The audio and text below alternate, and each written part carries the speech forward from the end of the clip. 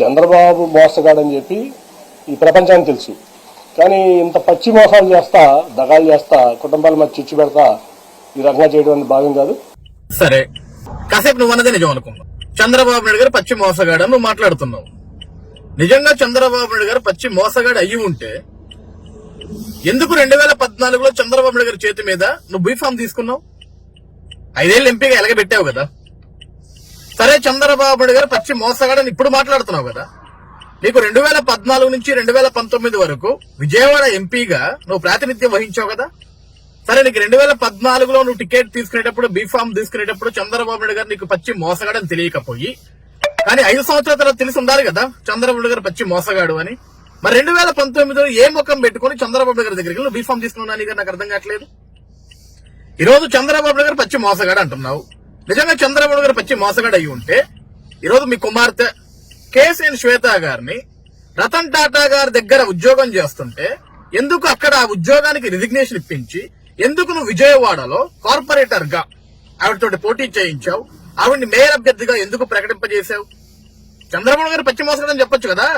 అమ్మా శ్వేత, చంద్రబాబు నాయుడు గారు పచ్చి మోసగాడు, మనకి రాజకీయాలు వద్దు, నేను కూడా నా ఎంపీ పదవి నుంచి వైదొలుగుతున్నాను, రాజీనామా చేస్తున్నాను, మనకి రాజకీయాలు వద్దు తల్లి, నువ్వు రతన్ టాటా గారి దగ్గరే ఉద్యోగం చేసుకో, సోషల్ సర్వీస్ చేసుకుని ఆ రోజే నువ్వు మీరు శ్వేత గారికి చెప్పాలి కదా. నాని గారు తీసుకొచ్చారు, పోటీ చేయించారు, చంద్రబాబు గారిని మీరు పిలిపించారు, బహిరంగ సభకు పిలిపించారు కదా కాదా? ఈరోజు లోకేష్ గారు ఆఫ్టర్ ఆల్ పాదయాత్ర చేసేదానికి ఏం రైట్స్ ఉన్నాయని నువ్వు అడుగుతున్నావా? అసలు లోకేష్ గారి గురించి మాట్లాడేదానికి మీకేం రైట్స్ ఉన్నాయి నాని గారు? నాకు అర్థం కావట్లేదు.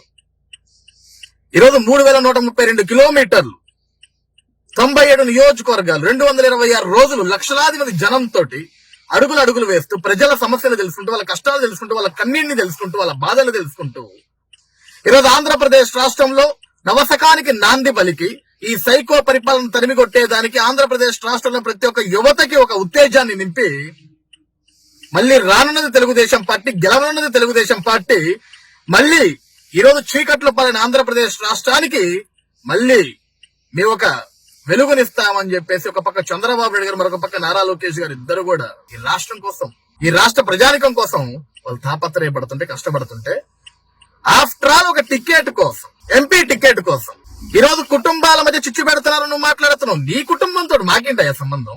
నీకు మీ తమ్ముడికి ఏం గొడవలు ఉన్నాయో మాకేం తెలియదు కదా. నీ కుటుంబంలో ఏం జరుగుతుందో మాకేం తెలియదు కదా. ఈ రోజు ప్రజలకు కావాల్సిందేంటి? ఏ నాయకుడు వచ్చినా సరే ఆ ప్రజలకి మంచి చేయాలా, ప్రజలకు న్యాయం చేయాలా, ప్రజల తరపున నించోవాలా, ప్రజల తరపున పోట్లాడాలా, ప్రజల తరపున మాట్లాడాలా, ప్రజలకి మంచి చేయాలని ఆలోచిస్తాం తప్ప మీ కుటుంబంలో మీరేం మాట్లాడుకుంటారు మాకేట తెలుస్తుంది నాని గారు? దానికి తెలుగుదేశం పార్టీకి, దానికి చంద్రబాబు నాయుడు గారికి ఏంటి సంబంధం? ఈ రోజు పార్టీలు మారంగానే స్వరాలు మారిపోతాయి మీకు. ఇదే జగన్మోహన్ రెడ్డి ఒక అవినీతి పరుడు, ఒక దొంగ, ఒక దగాకోరు. ఇతని వల్ల ఆంధ్రప్రదేశ్ రాష్ట్రం సర్వనాశనం అయిపోతుంది, ఆంధ్రప్రదేశ్ రాష్ట్రానికి రాజధాని లేకుండా పోయిందని పార్లమెంట్ లో గొంతెత్తావు నువ్వు. 3 ఎంపీల్లో నువ్వు కూడా one of the member of the parliament. Amaravati కోసం ఆ రోజు గొంతెత్తితే ఆంధ్రప్రదేశ్ రాష్ట్రం నీకు పాలాభిషేకం చేసింది. మిస్టర్ ప్రైమ్ మినిస్టర్ అని నువ్వు ప్రశ్నించినప్పుడు ఆంధ్రప్రదేశ్ రాష్ట్రం మొత్తం చప్పట్లు కొట్టింది, పాలాభిషేకం చేసింది, నీ వెంట నడిచింది. జై నాని, జై జై నాని అని చెప్పేసి ప్రతి ఒక్కరు కూడా నినాదాలు ఇచ్చాం మేము. దేనికి?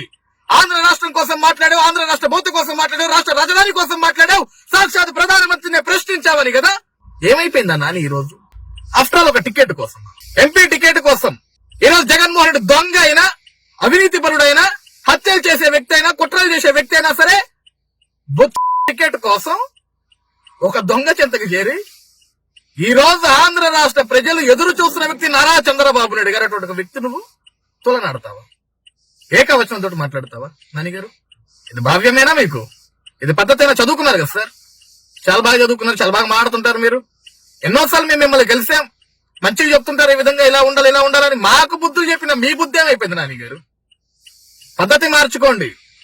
ఈ రోజు మీరు జగన్ చెంతకు చేరితే మీరు ఏ రతన్ టాటా గురించి అయితే మాట్లాడారో ఆ రతన్ టాటా గారు కూడా మీ మొక్క మీద కాండ్రించి ఉంటారు. ఆ విషయాన్ని గుర్తుపెట్టుకున్నాను గారు. మీరు ఆయన కూడా మీకేమి భుజం మీద చెవేసి సూపర్ నాని చంద్రబాబు నాయుడు లేసి అవినీతి పడిన జగన్ దగ్గరకు వచ్చావని చెప్పి నీకేమి ఫ్లవర్ బుక్ ఇచ్చి వెల్కమ్ చెప్పడం ఆయన ఇంటికి.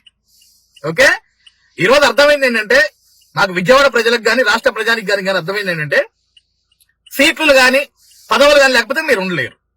కేవలం పదవుల కోసం మీకు తెలుగుదేశం పార్టీ కావాలా? తెలుగుదేశం పార్టీ పదవి ఇవ్వకపోతే ఏ పార్టీ పక్కనైనా మీరు వెళ్ళిపోతారు. అటు దొంగ అయినా, దౌర్భాగ్యుడైనా సరే. ఈరోజు అదే కదా మీరు చేస్తుంది. మీ పిల్లలు ఇంటర్మీడియట్ మరియు ఎంసెట్ చదువుతూ సబ్జెక్ట్స్ లో కన్ఫ్యూజ్ అవుతున్నారా? కాన్ఫిడెన్స్ లెవెల్ తక్కువగా ఉందా? రిపీటెడ్ మిస్టేక్స్ చేస్తున్నారా? అయితే మీకోసమే ఉంది Rise app. 1 lakh question bank, performance analysis, online classes by experts, ఇంకా మరెన్నో ఫీచర్స్ తో మీ ముందుకొచ్చింది Rise. Rise, the perfect guide. Description లో ఉన్న లింకును ఉపయోగించి సబ్స్క్రైబ్ అవ్వండి. మహా వ్యక్తులందరినీ పక్కన వేసుకొని పెద్ద దొంగ దగ్గరికి వెళ్ళి ఆయనకు ఒక బొక్కే ఇచ్చి, నేను జగన్ బాబు వెంటే ఉంటా, జగన్ బాబు వెంట జగన్ కన్నా తల్లి లేదు, తోబుట్టిన చెల్లి లేదు, జగన్ ఒక పెద్ద దొంగ, జగన్ వల్ల ఎటువంటి ఉపయోగం లేదని సొంత తల్లి సొంత చెల్లే వదులుతాను గారు. నువ్వెంత సొంతం బాబాయినే ఇష్టపడుతూ అవకాశానికి అందరినీ వాడుకొని అవకాశం తీరిన తర్వాత కూరలో కరివేపాకు మాదిరి జగన్ తీసి పడేస్తాడు. ఆ తర్వాత మీ పరిస్థితి కూడా అదే, గుర్తుపెట్టుకోండి.